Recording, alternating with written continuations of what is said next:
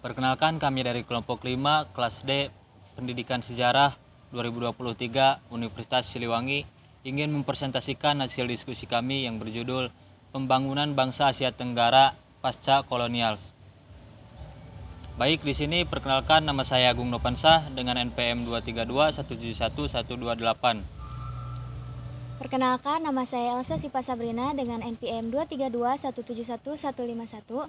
Perkenalkan, nama saya Desinur Asia dengan NPM 2321711133.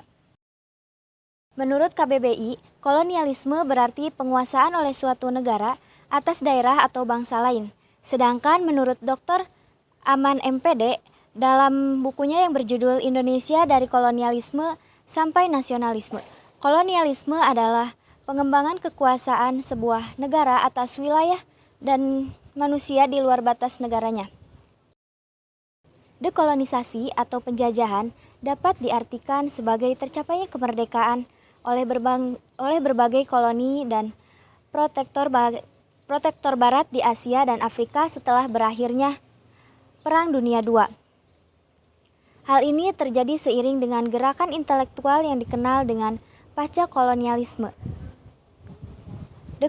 Dekolonisasi terjadi secara bertahap dan damai di beberapa koloni Inggris yang sebagian besar berpenduduk asing. Namun, terjadi kekerasan di koloni lain yang dipicu oleh pemberontakan nasionalis. Setelah Perang Dunia II, negara-negara Eropa pada umumnya kekurangan kekayaan dan dukungan politik untuk menekan pemberontakan jarak jauh. Mereka juga menghadapi tantangan dari negara adidaya yaitu Amerika Serikat dan juga Uni Soviet, yang keduanya menentang kolonialisme. Proses dekolonisasi menyebabkan status politik negara-negara berubah dari negara kolonial menjadi negara merdeka. Hal ini terlihat di negara-negara Pasifik Selatan yang status politiknya berubah dari negara kolonial menjadi negara kepulauan merdeka pada tahun 1960 dan 1970-an. Tantangan yang dihadapi oleh negara yang baru merdeka di Asia Tenggara ialah capaian program ekonomi yang dilakukan oleh ASEAN yang seakan berkembang seperti deret hitung. Sementara perkembangan industri dan teknologi negara lain banyak yang berkembang seperti deret ukur, misalnya Tiongkok. Dalam persaingan ekonomi seperti ini, suka atau tidak suka, negara atau institusi regional akan dihadapkan pada posisi sebagai subjek yang berperan dan mewarnai persaingan itu, atau sebagai objek dari persaingan tersebut. Sementara itu, dalam bidang sosial budaya, kemajuan teknologi dan arus globalisasi juga berpacu dengan nilai-nilai solidaritas dan identitas nasional. Sebagaimana diajukan oleh teori regionalis perspektif konstruktivisme bahwa integrasi menekankan pada norma dan identitas kolektif. Supaya integritas Asia Tenggara tercipta, perlu dikembangkan solidaritas dan persatuan antar bangsa dengan mementingkan kepentingan rakyat dan membangun identitas bersama. Menciptakan satu identitas harus ada asimilasi sosial dan identitas sosial bersama. Di sini permasalahan dan tantangan bagaimana menumbuhkan kesadaran. Perlu kerjasama menyeluruh, baik negara maupun aktor non-negara yang berproses dengan didasari norma tertentu. Peluang bagi negara yang baru merdeka adalah teknologi yang membawa kemajuan inovasi produk makin beragam dan makin kompetitif.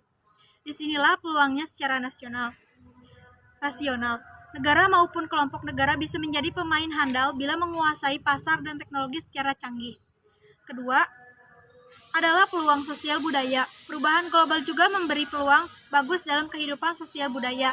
Berkembangnya informasi dan transportasi yang makin canggih dan menjadikan relasi sosial makin mudah, makin cepat dan makin intens terutama dalam hal relasi sosial. Dengan pola seperti ini, maka peluang kerja lintas sektoral dan lintas negara khususnya antar negara Asia Tenggara juga makin terbuka.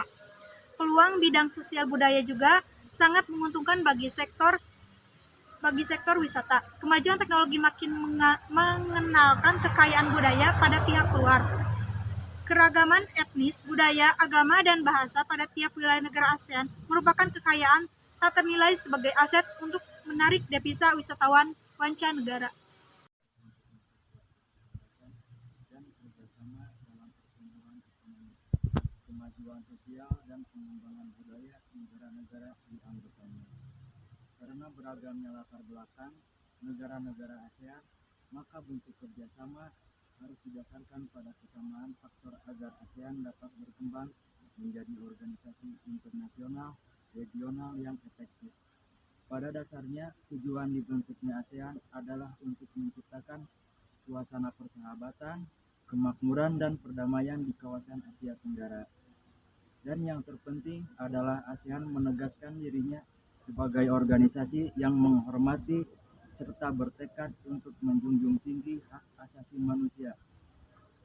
ASEAN ini tidak hanya harus mempertahankan hubungan diplomatik yang menguntungkan di kawasan, tetapi juga harus berfungsi sebagai penghubung dan mediator dalam konflik antar negara anggota. ASEAN telah menghasilkan banyak perselisihan antar negara anggota yang tidak dapat diselesaikan selama perkembangannya. ASEAN diharapkan dapat berfungsi sebagai jembatan antara negara anggota yang terlibat konflik dan membantu menyelesaikan perselisihan tersebut. ASEAN semakin aktif dalam membuat perjanjian ekonomi yang bertujuan untuk membangun integrasi ekonomi regional. Kesepakatan yang cukup terkenal adalah pembentukan ASEAN Economic Community. Adalah kesepakatan Common Effective Preferential Tariff ASEAN Free Trade Area. AEC Blueprint dilaksanakan pada tanggal 1 Januari 2015. Seluruh anggota ASEAN melakukan perdagangan barang jasa, investasi, tenaga kerja terampil secara bebas dan arus modal yang lebih bebas sebagaimana diatur dalam AEC Blueprint. Salah satu 3 pilar penting ASEAN, ASEAN Society Culture Community atau biasa disebut ASCC, dibentuk dengan tujuan untuk melengkapi dan memperkuat kerjasama di bidang ekonomi dan keamanan politik. Ketergantungan antara AEC, ACC, dan ASCC sama pentingnya bagi negara-negara di kawasan ASEAN, karena kerjasama sosial budaya sangat penting untuk mencapai integrasi ASEAN melalui komunitas yang saling mengasihi dan berbagi. Menciptakan rasa persatuan tidak berarti menghilangkan ciri khas masing-masing dari negara.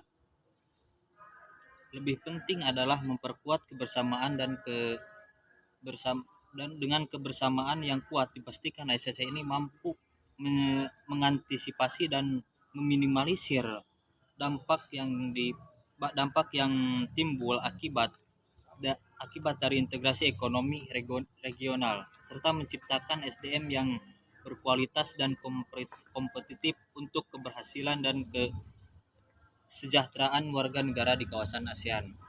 Kerjasama sosial budaya dalam kerangka ASCC ini meliputi kerjasama di bidang kepemudaan, perempuan, lingkungan hidup, teknologi, ketenagakerjaan, pembangunan sosial, pengentasan kemiskinan, penanggulangan bencana alam, kesehatan, dan kebudayaan, juga infrastruktur ASEAN. Dari kelompok 5, mohon maaf yang sebesar-besarnya atas segala kekurangan dan kesalahan. Terima kasih. Wassalamualaikum warahmatullahi wabarakatuh.